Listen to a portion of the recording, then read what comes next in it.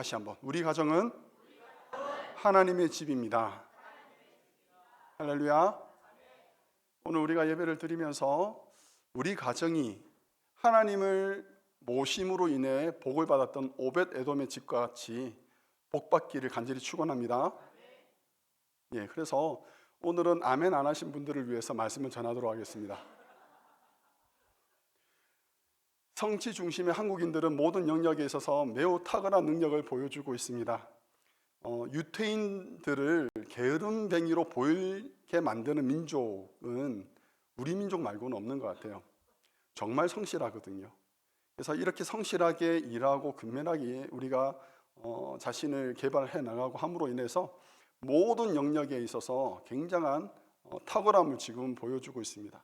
웬만한 거에다가 K를 붙이면 적어도 그것은 믿을 만하다라는 그런 인식을 우리가 받게 되었죠. 그런데 우리 가정은 어떤가 한번 생각해 보자고요.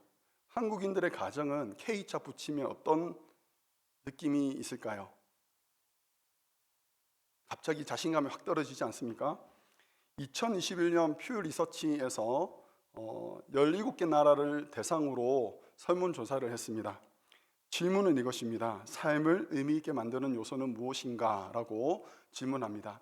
이에 대한 대답으로 몇 가지를 주었는데 가족, 물질적 풍요, 직업, 사회, 신앙, 친구, 건강 이것들을 주고 당신의 삶을 풍요롭게 하는 것이 무엇입니까? 라고 물었더니 아주 흥미로운 결과가 나왔습니다. 17개 나라 중에서 14개 나라가 제일 우리의 삶을 풍요롭게 하는 것이 무엇이다? 가정이다 라고 대답을 했습니다. 근데 그렇지 않다라고, 가정을 가장 먼저 언급하지 않은 나라가 3나라가 있는데 우리나라가 그 중에 하나예요. 우리나라 사람들이 뭐라고 대답했냐면 첫 번째는 물질적 풍요가 가장 중요하다. 그 다음 한번 눌러주시면 밑에서 3번째 칸이 있거든요. 한번 눌러주시면 됩니다.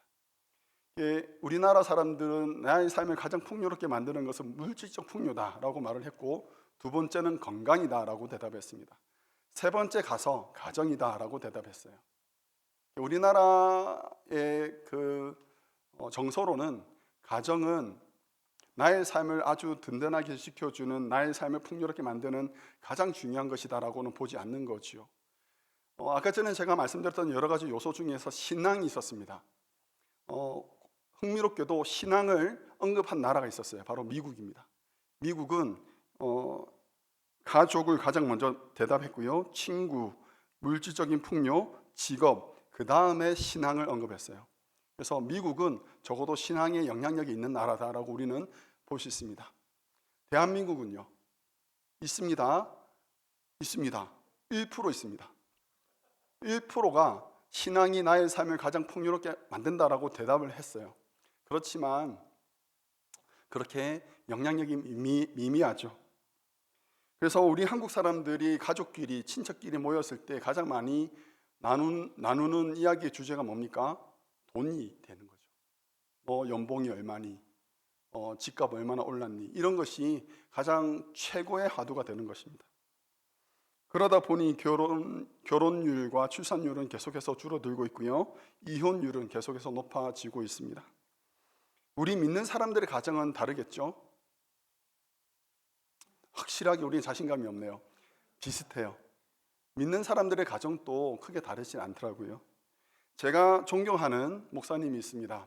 존경하는 그 목사님께서 자신의 은퇴하고 난 이후에 자신의 사역을 뒤돌아보시면서 모든 것들을 다 잘하셨어요.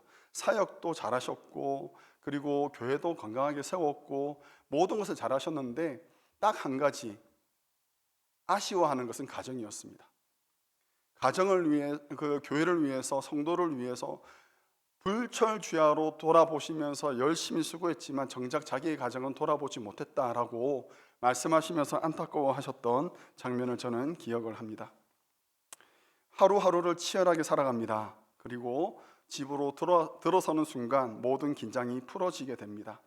밖에서는 나의 감정과 말을 통제를 합니다. 이것이 남에게 흠이 될까 봐. 그래서 나의 말도 조심하고 행동도 정갈하게 합니다만 집에 들어오면 말과 행동이 통제가 되지 않죠. 어느 정도 나를 얽매고 있던 것들을 이렇게 풀어지게 됩니다. 발을 들이는 순간부터 말이 마음에 하나도 안 듭니다.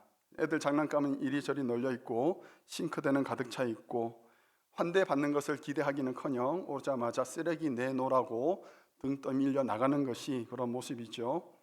반대로 집안에서는 어떻습니까? 하루 종일 집안일 했습니다. 그리고 애들 돌보느라 뒤치덕거리 하느라 이렇게 너무 피곤해져 있어요.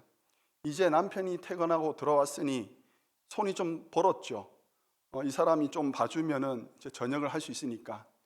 아무도 공감 안 하시나요? 그런데 지만 피곤한지 알죠? 소파에 들어가서 누워버리고는 움직이질 않습니다. 얼마나 답답하고 억울한지, 그렇죠? 피차간에 마음이 안 듭니다. 피차간에 서로 성에 들지 않습니다. 여러분, 우리가 기억해야 될 것이 있는데요, 사단이 우리를 넘보고 있습니다. 언제요? 항상요. 우리는 집에 들어오면서 긴장을 풀고 무장을 해제하지만 사단은 우리를 넘어뜨리려고 24시간 불철주야로 엿보고 있습니다. 가정에 들어오면 나의 피곤한 몸과 마음을 쉴 수 있는 그런 안식처로 생각합니다. 그렇지만 모든 무장을 해제하고 가드를 내리고 있다가 어느 순간 갑자기 원수의 사냥감이 되고 맙니다. 사도 바울도 그래서 이렇게 권면합니다. 에베소서 4장 26절, 27절 말씀 같이 읽어보겠습니다. 분을 내어도 죄를 짓지 말며 해가 지도록 분을 품지 말고 마귀에게 틈을 주지 마라. 아멘. 어떻게 하라고요? 마귀에게 틈을 주지 말아요. 왜요? 틈을 주면 비집고 들어오니까요. 여러분, 군대에서는 경계 태세를 항상 엄중하게 합니다. 그래서 들어오고 나가는 출입구마다 초소마다 경비병들이 총을 들고 지킵니다. 내부반은 안전하겠죠? 아닙니다. 내부반에도 모든 병사들이 쉬고 잘 때에는 초병이 있습니다. 그래서 다른 사람들이 다 잠을 자더라도 항상 깨어있는 사람이 한둘이 있는 거죠. 우리 가정도 마찬가지입니다. 모든 것을 풀어버리고 화장도 지우고 무장도 해제하고 마음을 푹 놓고 있다가는 여러분 훅 들어옵니다. 그래서 집안에서도 여러분은 영적인 가드를 올리고 계셔야 됩니다. 사단에게 틈을 주지 않아야 됩니다. 바울은 5장 15절 16절에서 이렇게 권면합니다. 같이 한번 읽어보겠습니다. 그런즉 너희가 어떻게 행할지를 자세히 주의하여 지혜 없는 자같이 하지 말고 오직 지혜 있는 자같이 하여 세월을 아끼라. 때가 악하니라. 아멘. 여러분, 사단이 우리를 벼르고 있는 한 우리 가정도 영적 전쟁터가 될 수 있습니다. 그러므로 여러분 긴장하십시오. 긴장하시고 우리에게 주어진 명령을 여러분 붙잡으셔야 합니다. 사도 바울은 우리의 영적 전쟁터로 가정을 먼저 소개합니다. 그래서 남편과 아내들에게 신신당부합니다. 먼저는 아내들에게 명령을 합니다. 해당되시는 분들은 아멘 하시기 바랍니다. 아내들이여 자기 남편에게 복종하기를 주께 하듯 하라. 자, 이제 큰일 났죠 이제. 저는 또 남자들이 아멘 할까 봐 무서웠는데 아무도 아멘 안 하셔가지고. 여러분, 설교는요, 제가 설교를 준비하잖아요. 설교를 준비하면서 어떤 마음으로 준비하냐면 여러분들에게 하나님의 말씀이 심겨지기를 원하는 그런 마음으로 저는 준비합니다. 그리고 설교는 설명하는 시간이 아닙니다. 여러분들을 설득하는 시간도 사실은 아닙니다. 설교는 하나님의 명령을 여러분들에게 전달하는 시간입니다. 소집해가지고 소집한 병사들에게 명령을 전달하는 거죠.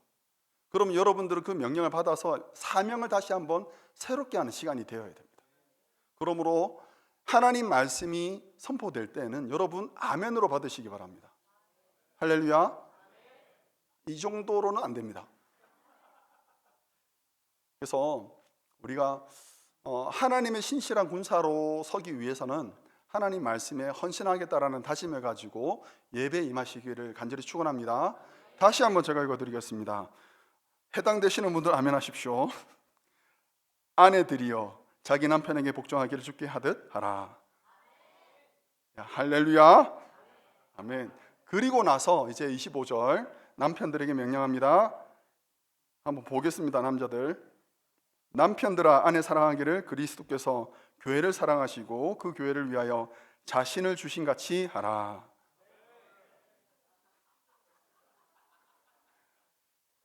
아멘. 어디 속 키우는 것도 아니고 여러분, 하나님의 명령입니다. 이게 원문으로도 명령형으로 되어 있습니다. 권유가 아닙니다. 청유도 아닙니다. 이거는 명령형으로 되어 있습니다. 그래서 하나님의 명령을 우리는 받아야 됩니다.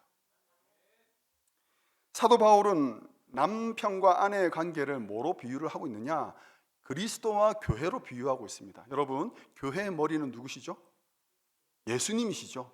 예수님이 교회의 머리십니다. 그러므로 질서는 예수가 머리이시고 교회가 그의 지체됨으로 질서가 잡히는 거예요. 이 질서는 우리 가정에도 마찬가지입니다.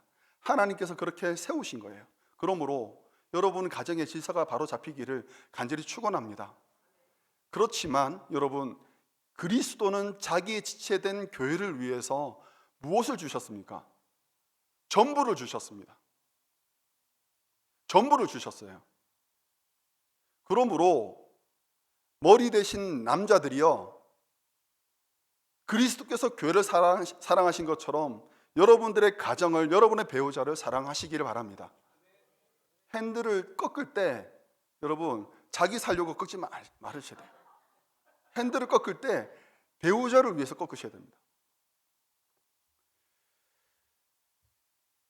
이것을 정리하는 말씀이 한 구절이 나옵니다. 33절 말씀인데요, 같이 한번 읽어보겠습니다. 너희도 각각 자기 아내 사랑하기를 자신같이 하고 아내도 자기 남편을 존경하라. 두 가지죠. 남편은 아내를 사랑하고, 그렇죠? 아내는 남편을 존경하라 라고 되어 있습니다. 그러므로 여러분 가정에 두 가지 축이 있습니다.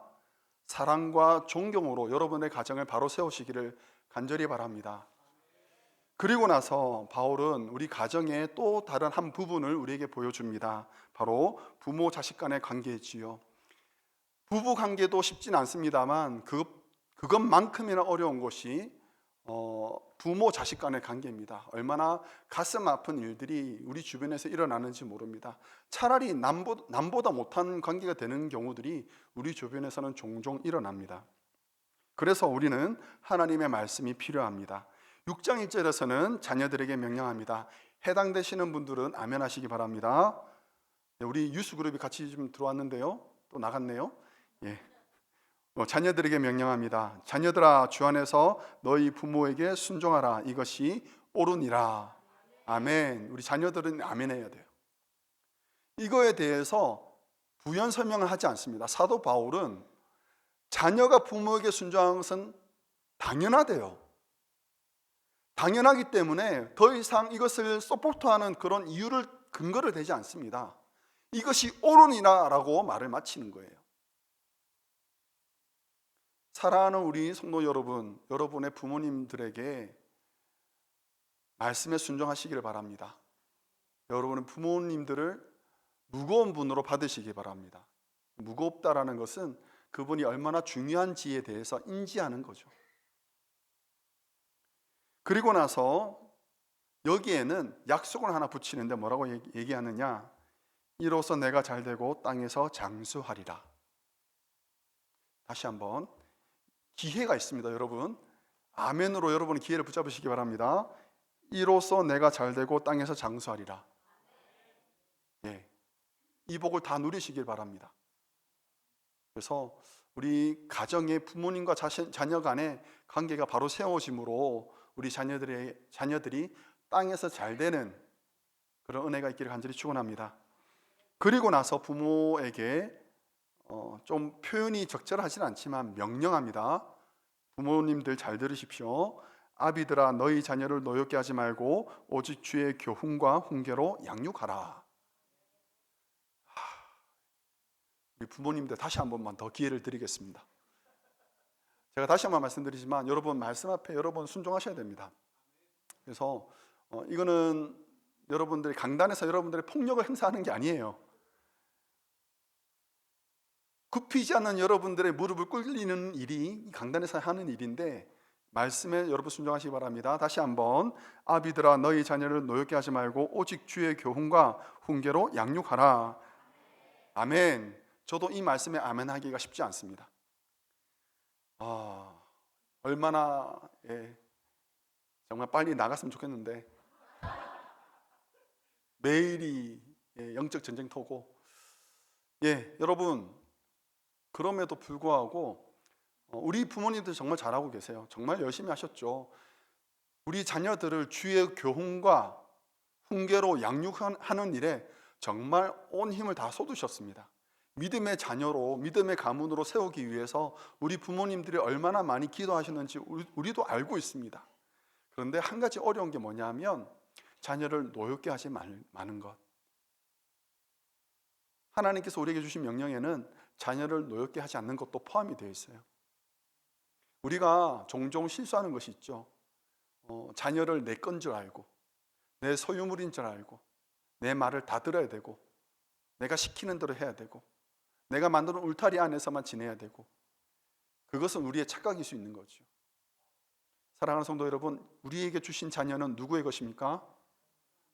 이렇게 자신이 없어요? 다시 한번 믿음으로 다 키우셨잖아요. 다시 한번 우리에게 주신 자녀는 누구의 것입니까? 소유권 이전하시기 바랍니다. 여러분 건 아닙니다. 소유권 이전하셔야 돼요. 여러분의 자녀는 하나님의 것입니다. 우리는 잠시 맡았을 뿐이에요. 맡은 동안에 책임과 의무를 다하시기 바랍니다.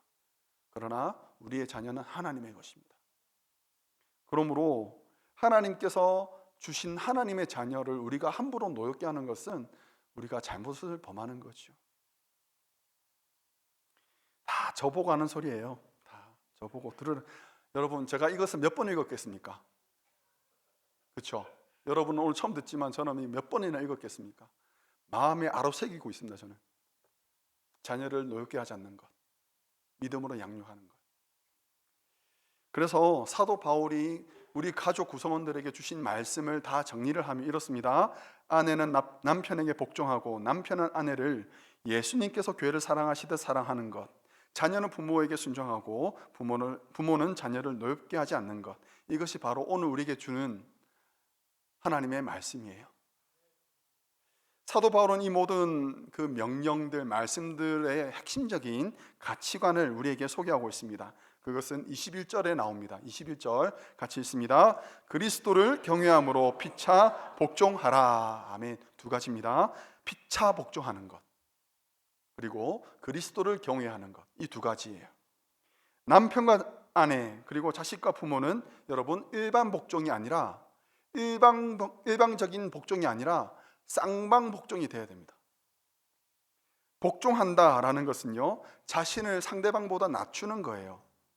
자신을 낮추어서 상대방을 높이는 것이 쌍방 복종입니다. 우리가 갈등을 겪는 대다수의 경우는요, 상대방을 존중하지 않기 때문에 그렇습니다. 낮아져야 합니다. 낮아져서 그 사람의 말을 들어야 됩니다. 경청해야 됩니다. 상대방의 말을 띄엄띄엄 들으면 또 오해하게 됩니다. 여러분 그런 경우 있지 않습니까? 막 그 감정이 좋지 않을 때 막 여러 가지 말들이 오갈 때, 물론 뜨겁게 오갈 때, 그럴 때 막 상대방이 존중되지 않고, 그래서 그 사람이 하는 말 들으면서 가만히 있다가 이제 기회를 엿보고 내가 맞받아칠 수 있는 말을 내 마음속에서 막 만들고 있는 그런 경우 없습니까? 왜 이렇게 잘 알죠? 저도 그러니까. 그건 경청이 아니에요. 그건 싸우는 거죠. 칼을 갈고 있는 거예요. 그건 아닙니다. 그건 오늘 우리 말씀을 통해서 배우는 방식이 아니에요. 우리는 무엇을 해야 되느냐? 상대방의 말을 귀 기울여 듣는 거예요. 경청하는 거예요. 오해하지 않는 거예요. 말을 들을 때 그 말 속에 담겨 있는 본질, 내용을 들어야지 그 내용을 싸고 있는 감정을 우리가 함부로 받지 않으셔도 됩니다. 감정은 버리고 그 내용을 들어야 되죠. 말을 존중해야 됩니다. 존중한다라는 것은 그 사람을 존중하는 것입니다. 지금 내 감정이 무척 상해 있다면, 그래서 그 사람이 존중이 되지 않는다면 여러분 말을 아끼셔야 합니다. 감정에 휩쓸려서 쏟아지는 말은요, 결코 상황을 호전하게 만들지 않습니다. 좋게 만들지 않습니다. 두 번째는 그리스도를 경외하셔야 합니다. 그리스도가 우리 부부 사이에, 그리고 부모 자식 사이에 계셔야 됩니다. 할렐루야. 우리가 처음 말씀을 시작하면서 제가 여러분들에게 말씀을 드렸는데 여러분 다 아멘 하셨어요? 우리 가정에 하나님이 계십니다. 우리는 하나님의 집입니다 라고 말씀을 드렸고 여러분 다 아멘 하셨습니다. 그렇다면 하나님은 어디에 계십니까? 여러분 가정 어디에 계십니까? 내 마음속에만 계시면 안 돼요. 그리스도가 우리 모든 사람들과의 관계 속에 계셔야 돼요.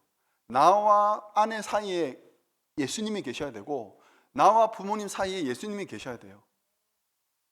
1대1의 관계가 아니라 삼각형의 구조로 되어 있어야 됩니다. 그래서 내가 이 사람에 대해서 존중이 되지 않을 때 존중이 되지 않는다 해서 함부로 대하는 것이 아니라 예수님 때문에 내가 이 사람을 존중해야 되는 거예요. 이것이 그리스도인의 가정이 되어야 됩니다. 우리 자녀들에게도 마찬가지예요. 자녀니까 어리니까 함부로 말하면 안 되는 거죠. 예수님 때문에 아이를 존중하고 아이를 분노하지 않게 하고 양육을 해야 되는 거죠. 여러분, 예수님이 우리 가운데 계셔야 됩니다. 예수님이 없으면 큰일 납니다. 예수님이 우리 가정에 계시지 않으면 여러분, 우리는 서로를 이기려 합니다. 자기 자존심을 세우려 합니다. 기싸움을 벌입니다. 그래서 그런 가정에서는 어떤 대화가 가장 많이 나오느냐, 어떤 단어가 가장 많이 나오느냐, 네가, 내가 무슨 말이에요? 네가 틀렸고 내가 옳다는 거예요. 이 무슨 말이에요? 내가 재판장이 된 거예요. 내가 재판장이 되어서 상대방을 정죄하고 있는 거예요. 예수님 없는 가정은 이렇게 됩니다. 만약에 우리 가정에 예수님이 계신다면 어딜 감히 내가 함부로 재판장이 되어서 남을 판단하고 정죄하겠습니까? 예수님께 그 자리를 드리죠. 여러분, 이런 시대가 있었습니다. 사사시대예요. 말씀 함께 읽어보겠습니다. 사사기 21장 25절 말씀입니다. 같이 읽습니다. 그때에 이스라엘의 왕이 없으므로 사람이 각기 자기의 소견에 옳은 대로 행하였더라. 아멘. 예수님이 안 계시면 이런 일이 발생하는 거예요. 그래서 사랑하는 우리 성도님들 가정에 예수님을 모시기를 간절히 바랍니다. 부부 사이 간에, 우리 자녀들 간에, 부모님과의 관계에서 예수님이 그 자리에 계심으로 예수님이 우리 가정을 다스리시고 인도하시기를 주님의 이름으로 축원합니다. 이것이 바울이 우리에게 주시는 하나님의 말씀인데, 그래서 우리는 방금 또 아멘을 했고요. 너무나도 잘 알겠는데 집에만 가면 까먹는 것이 문제죠. 여러분, 한국에서 범죄율은 굉장히 낮습니다. 범죄율이 낮은 이유 중에 한 가지 아주 독보적으로 중요한 것이 있었어요. 뭐냐면 바로 CCTV예요. 아무리 으슥한 곳이 있다 하더라도 이 스티커가 있으면 여러분 그곳의 범죄율은 확 떨어집니다. 카메라가 있는데도 불구하고 함부로 행동하고 범죄를 저지를 수 있는 사람은 진짜 나쁜 사람이거든요. 그래서 이 원리를 우리 집안에 들이자고요. 우리가 부부간에 우리 가정은 잘 지내고 있습니다. 이상하게 우리 가정을 대입하지 마시기 바랍니다. 저는 우리 아내를 사랑하고 있고요, 존경받고 있습니다. 여러분, 어쨌든 우리 가정에 이것을 여러분 기억하시기 바랍니다. 감정적인 대화가 막 오가고 있을 때 여러분 먼저 하나님 말씀을 기억하신 분이 이렇게 얘기하는 거예요. 잠깐, 막 열띤 이야기하고 있을 때 잠깐 멈추십시오. 잠깐, 하나님이 지금 우리 말을 듣고 있는데 우리가 이 말을 계속해도 될까? 라고 여쭈십시오. 막 감정적인 그 대화들이 오가고 있을 때 이 말씀을 먼저 기억하신 분이 먼저 말씀하시는 거예요. 그래가지고 뭐 어때? 하나님 다시지 하고 하실 것 같으면 계속 하세요. 계속 감정적인 네가 내가 하세요. 그런데 하나님 말씀대로 내가 살겠노라 다짐하고 이것이 옳지 않다라고 생각이 든다면 멈추셔야 되죠. 여러분, 집안에 부모님 계시는 경우, 그러니까 3대, 4대가 같이 사는 경우에요, 그 집안에서는 함부로 큰 소리가 나지 않습니다. 부모님이 계시니까요. 어른이 계시니까요. 부부간에 마음이 불편하다 하더라도 부모님이 계시기 때문에 잠깐 나와봐 하고 손잡고 나와가지고 밖에 나가든지 아니면 집 구석에 있는 방에 들어가서 막 또 거기서 네가 내가 하는 거죠. 그런데 절대 목소리는 높이지 않습니다. 왜요? 부모님이 계시니까요. 그런데 하나님이 계시는 집안에서 왜 그럽니까? 하나님이 거한다라고 우리가 아멘을 했고 고백을 했는데 왜 우리는 가정에서 함부로 그렇게 행동을 하고 말을 합니까? 우리 가정에 하나님이 계십니다. 이 사실을 여러분 늘 기억하십시오.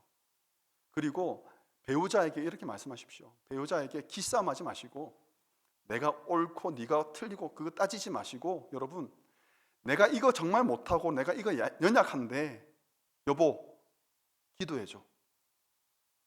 이거 먼저 말할 수 있는 사람이 건강한 사람이고 믿음으로 강한 사람이에요.